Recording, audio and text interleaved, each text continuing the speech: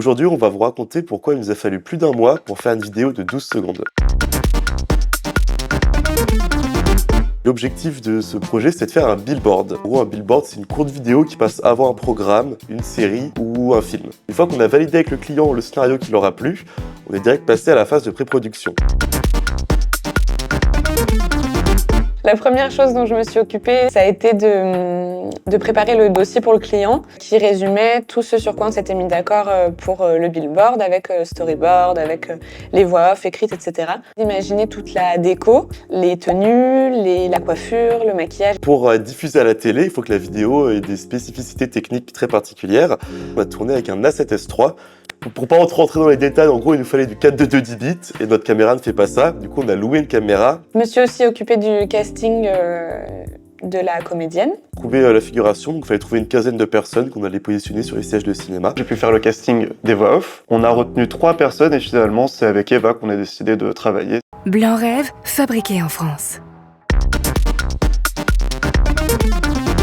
On a loué la salle 2 matinées de suite pour avoir le temps de s'installer la veille du tournage et on a bien fait. Ça nous a pris beaucoup de temps d'être très précis sur les installations de lumière. Sur le tournage, moi j'étais opérateur caméra. C'est moi qui gérais le plateau de travelling. Avant, arrière, avant, arrière, avant, arrière, ceci toute la demi-journée.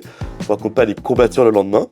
Je vous raconte, j'avais très mal. Je me suis occupée de choisir des pulls de couleur entre le bleu et le vert pour que ce soit une couleur complémentaire avec le rouge des fauteuils de cinéma. J'ai fait plusieurs prises de son, donc les prises d'ambiance, les prises d'objets particuliers comme les fauteuils dans la salle de cinéma. Pour ce qui est de la lumière, on a fait un petit peu comme le setup qu'il y a là, c'est-à-dire qu'il y a ce qu'on appelle une key light qui va être assez blanche et qui va éclairer beaucoup le visage, une fill light qui va être plus dans les jaunes, qui va imiter en fait la lumière intérieure de la salle de cinéma, et une backlight qui, elle, va être bleue, qui va rappeler la couleur du projecteur de cinéma.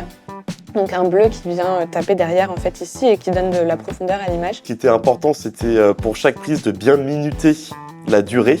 C'est-à-dire que pour les billboards, il faut qu'on ait un de 8 secondes et 2 de 12 secondes à l'image près. J'ai aussi fait script, c'est-à-dire que j'ai reporté tout ce qui se passait pendant chaque prise, que ça aille beaucoup plus vite au montage ensuite. Le son de la couette avec l'actrice principale, faire ensuite le sound design.